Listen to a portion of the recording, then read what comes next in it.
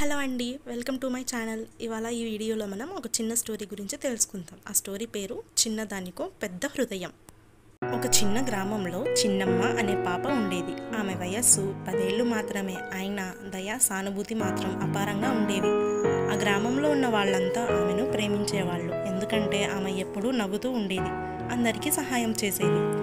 ఒకరోజు గ్రామానికి పక్కనున్న అడవిలో ఒక కుక్కపిల్ల వచ్చింది.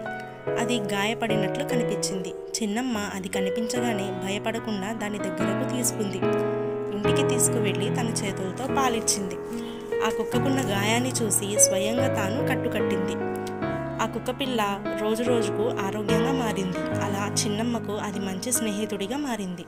గ్రామంలో ఎవరైనా సమస్యలు ఉంటే చిన్నమ్మ వాళ్లకు తన చిన్న శక్తితో సహాయం చేసేది.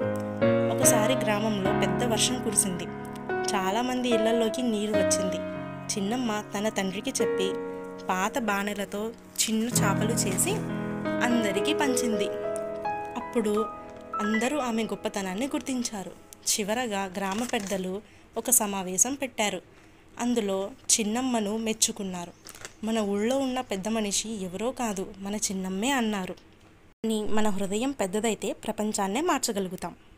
స్టోరీ నచ్చితే లైక్ చేసుకోండి, షేర్ చేయండి, అలాగే సబ్స్క్రైబ్ కూడా చేయండి. మీకు ఈ స్టోరీ ఎలా అనిపించిందో కామెంట్ చేయండి. Thank you for watching. Bye.